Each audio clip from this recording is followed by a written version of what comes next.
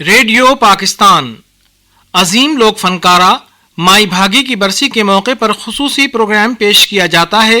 सदाए सहरा, तहरीर सैयद माकन शाह रिजवी, आवाजें ताहिरा हसन और डॉक्टर फारूक तालपुर, माविन प्रोड्यूसर जिब्रान जेब, प्रोड्यूसर मोहम्मद हुसैन। पेशकश रेडियो पाकिस्तान हैदराबाद।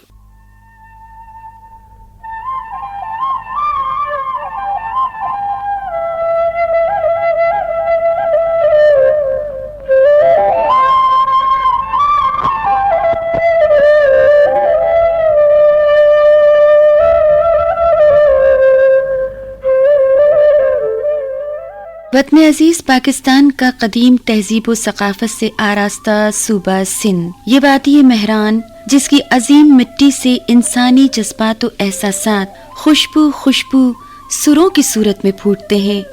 दिल को मोह लेने वाली आवाजें सावन के बारिश की तरह बरसती हैं। खुशबुओं, मधुर सुरों और खिलती हवाओं की इस सरजमीन सिंध का वो मुनफरिद सहरा, जिसकी रेत से नर्म नाजुक घास की तरह प्यारे प्यारे गीत और कानों में रस घुलती आवाजें कौंपलों की शक्ल में फूटती हैं। हाँ, ऐसी मधुर आवाजें जो धरती की सदा कहलाती हैं, ऐसे सुर जो जिंदगी का एहसास दिलाते हैं। ये सहराए थर का तोहफा है, फितरी तोहफा, पूरी इंसानियत के लिए, पूरी दुनिया के लिए। ये मोहब्बत भरी सदाएं जो बरसती बारिशों, खिलती हवाओं, फैलती रोशनी और सांसों में रची खुशबू की तरह बन जाती हैं। मोहब्बत और अमन का पैगाम।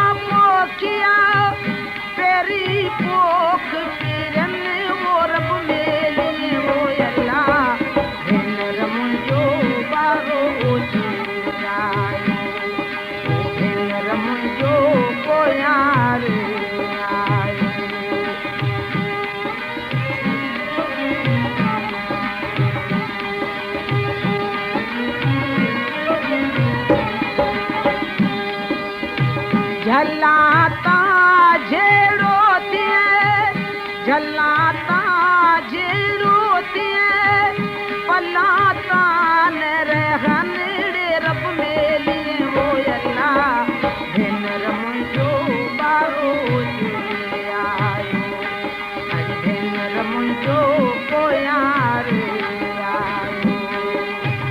बारो चो आयोला कोया रोया योड़े रब मेली ओयला भेन रमन जो बारो चो आयो भेन रमन जो कोया रले आयो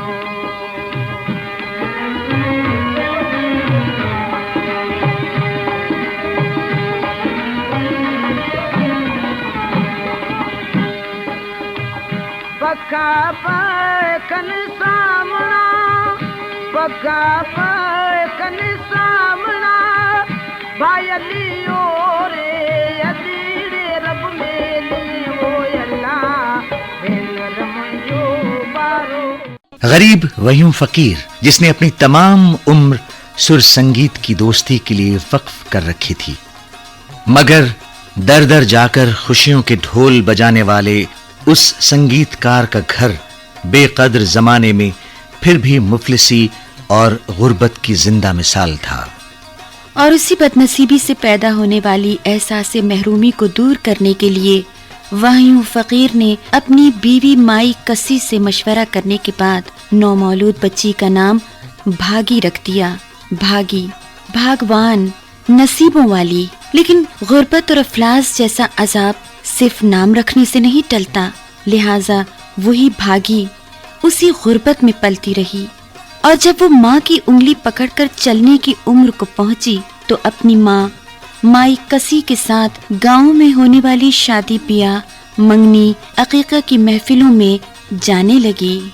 उन तकरीबों में उसकी माँ जब सहरे और लोक गीत गाती तो ये नन्ही सी जान उन सुरों को खामोशी से अपनी सांसों में उतारकर दिल में बसाने की कोशिश करती।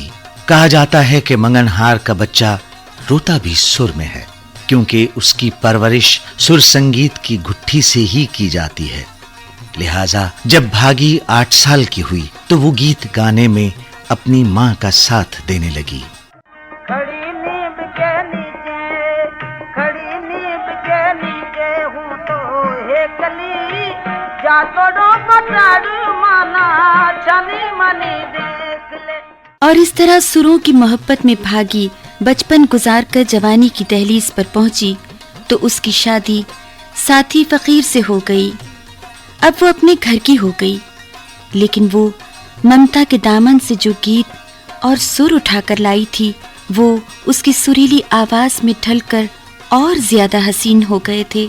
अब वो अपने तौर पर गांव-गांव, नगर-नगर खुशी की तकरीबात में गीत गाने के लिए बुलाई जाने लगी। सहराए थर, जहां का जर्रा जर्रा अजल की प्यास अपने मन में रख कर जीता है, जहां प्यासे मोर और प्यासे हिरन की आंखों में हमेशा बेवफा बादल का इंतजार रहता है, जहां रेत के साथ साथ इसी रेत से जन्म लेने वाले खुदरो पौधे, दरख्त और घास भी अपनी तबई उम्र प्यास और इंतजार में गुजारते हैं, वहां बसने वाले इंसान की नफ्सियात में भी बस वही प्यास और इंतजार ही घुल कर रह जाता है। और ये माई भागी भी उसी सरजमीन से जन्म लेकर आई थी, इसीलिए उसके सुरों में भी वही प्यास, इंतजार और आस रची बसी थी।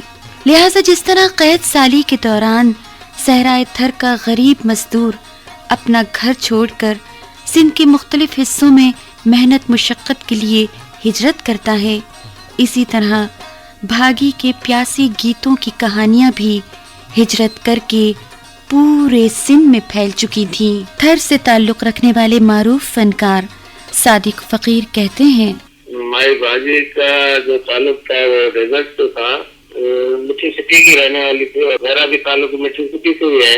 बेसिकली लोकगीत गाने वाली एक औरत थी, लेकिन लोकगीत उसने बहुत ही अच्छे गाए, स्पेशली उसमें जो ये जो खरी जबान में जो गाए हैं वो तो सारे मुल्क में पॉपुलर भी हुए और अभी भी सुने जाते हैं। और इनके अलावा उसके अंदर माई भागी की और जो खूबियां थी वो भी जबरदस्त थी।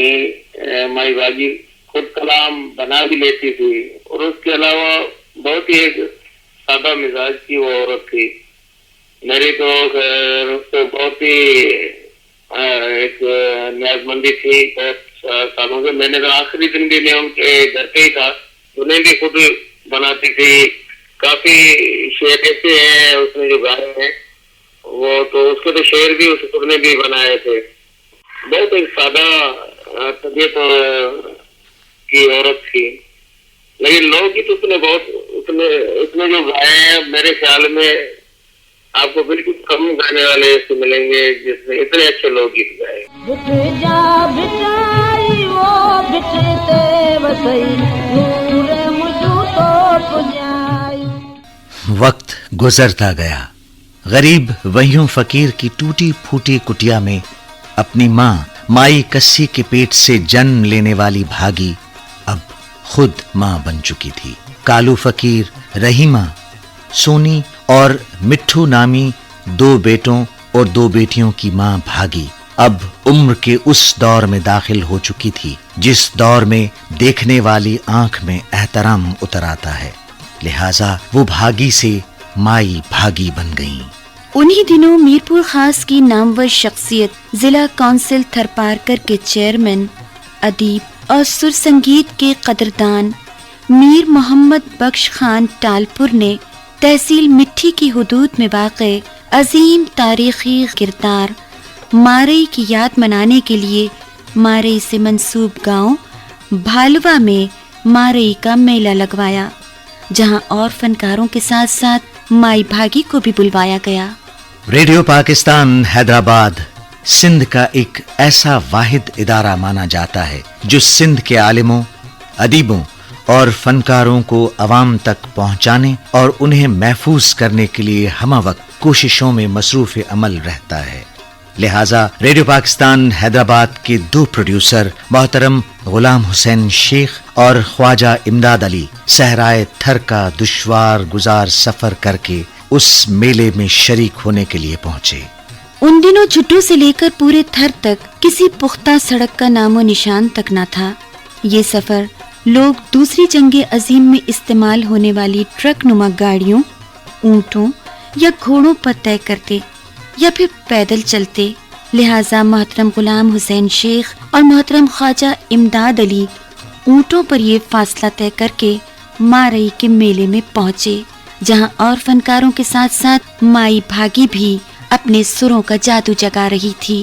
مکھے جوگی ہنی دے تجارو والا مکھے سامی ہنی دے تجارو او مجھے کاغل آئے قربوارو او مجھے کاغل آئے قربوارو مکھے جوگی ہنی دے جارو. ریڈیو پاکستان حیدرآباد کے اسٹیشن ڈائریکٹر جناب نصیر مرزا کہتے ہیں یہ جون 1987 کی بات ہے کہ مائی بھاگی کی جو آخری ریکارڈنگ ہے ریڈیو پاکستان حیدرآباد پر وہ مجھے کرنے کی سعادت حاصل رہی. شعبہ موسیقی کے پروڈیوسر محمد انور بلوچ صاحب میرے سینئر تھے اور مائی بھاگی جو خاصی علیل تھیں وہ تشریف لائیں اپنے روٹین کے پروگرام کے لیے اور کالا وال سیراندی میں ہادی یا دوسرا آئٹم جو اس دن ان کا ریکارڈ ہوا وہ تھا مورانے جا میر. ان ریکارڈنگ کے پس منظر میں اگر ہم پیچھے ذرا مڑ کے دیکھیں تو یہ 67 یا 68 کا سن ہے جب مائی بھاگی ریڈیو پاکستان حیدرآباد پر محترم سائیں غلام حسین شیخ اور شعبہ موسیقی کے انچارج خواجہ امداد صاحب کے توسط سے متعارف رہیں. مائی بھاگی کے جو پہلی ریکارڈنگ ہے لوک گیت کی وہ غلام حسین شیخ صاحب نے کی. تار منجھاں ترندیے چے لوڑھ منجھاں لوڑھندیے چے, یہ مائی بھاگی کی پہلی ریکارڈنگ ہے. اور اس کے ساتھ ہی سمن سائیں ماں تو گولی غلام تنجے درجی یا پھر شاہ لطیف کو جو اس نے خراج عقیدت پیش کیا. تو یوں سمجھے کہ ان گیتوں کے حوالوں سے مائی بھاگی جو سندھ میں لوک گیت گائیگی کا میدان خالی تھا اور لوک گیت اب تک صرف کتابوں میں موجود تھے, لوک شاعری کی کتابوں میں محفوظ تھے, ان کو آواز دینے والی یہ صحرائے تھر کی مائی بھاگی ہے. اور پھر اپنے زمانے نے مائی بھاگی کو پہچانا، اسے قلندر لال شہباز ایوارڈ سے نوازا گیا، اسے سندھ کے سب سے بڑے ایوارڈ شاہ لطیف ایوارڈ سے نوازا گیا، اور انہیں یہ بھی سعادت حاصل رہی کہ گورنمنٹ آف پاکستان نے ان کی قدردانی کی اور ان کو پرائڈ آف پرفارمنس سے نوازا۔ لوک موسیقی کی تاریخ مائی بھاگی کو ہمیشہ سنہری حروف کے ساتھ لکھتی رہے گی۔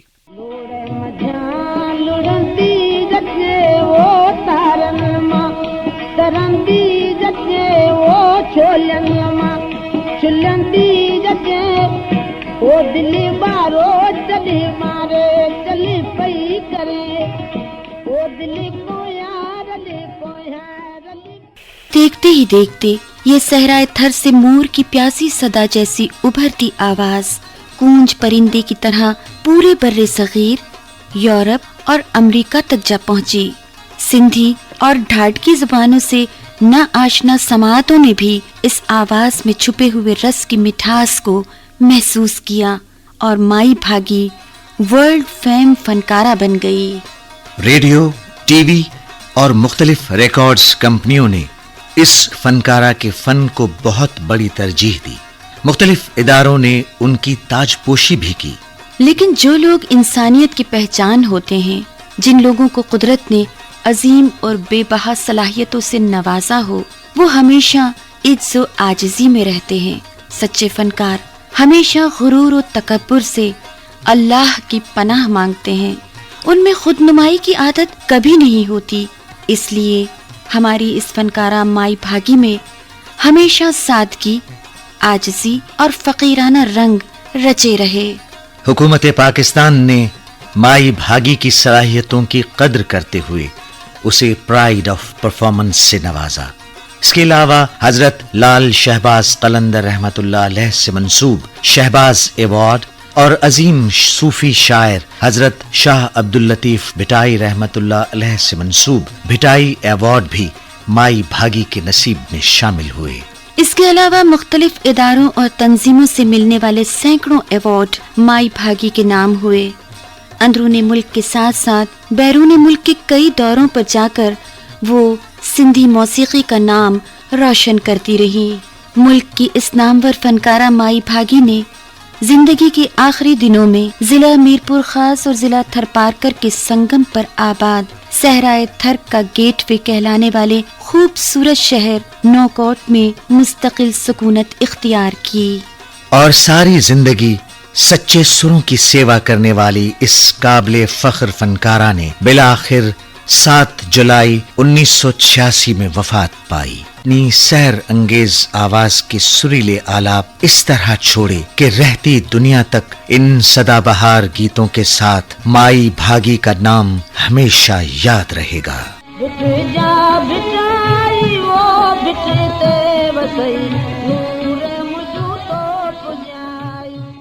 عظیم لوک فنکارہ مائی بھاگی کی برسی کے موقع پر خصوصی پروگرام پیش کیا گیا۔ صدائے صحرا، تحریر سید ماکن شاہ رضوی، آوازیں طاہرہ حسن اور ڈاکٹر فاروق تالپور، معاون پروڈیوسر جبران زیب، پروڈیوسر محمد حسین، پیشکش ریڈیو پاکستان حیدرآباد۔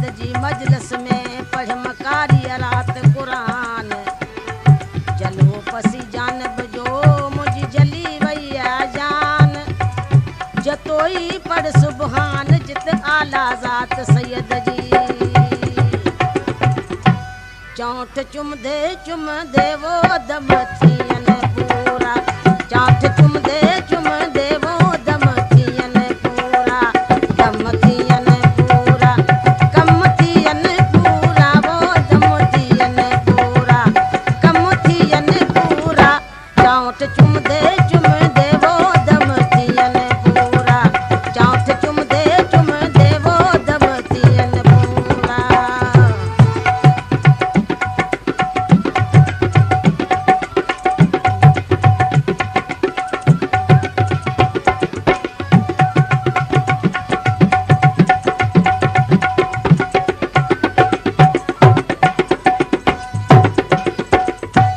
मदीने में भी जिस थाने की माथी जिस मदीने में भी जिस थाने की माथी जिस चाउठ चुम दे वो दम थियन पूरा चाउठ चुम दे वो दम थियन पूरा दम थियन पूरा कम थियन पूरा वो दम थियन पूरा कम थियन पूरा चाउठ चुम दे वो दम थियन पूरा चाउठ चुम दे वो दम थियन पूरा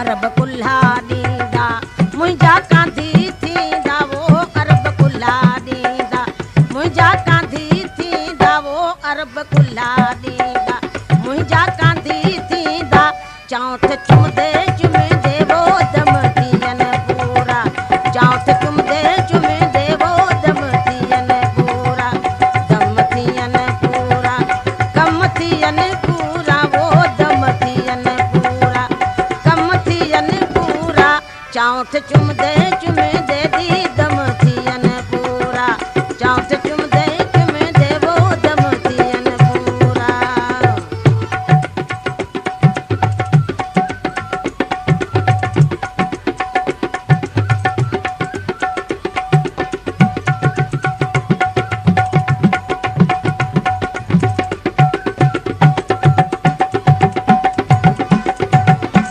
कंदा दफन कांदी पिरीअ जे पेरां दी वो कंदा दफन कांदी पिरीअ जे पेरां दी वो कंदा दफन कांदी पिरीअ जे पेरां दी चाउठ चुम दे वो दम थियन पूरा चाउठ चुम दे वो दम थियन पूरा दम थियन पूरा कम थियन पूरा वो दम थियन पूरा कम थियन पूरा चाउठ चुम दे वो दम थियन पूरा चुम दे वो दम थियन पूरा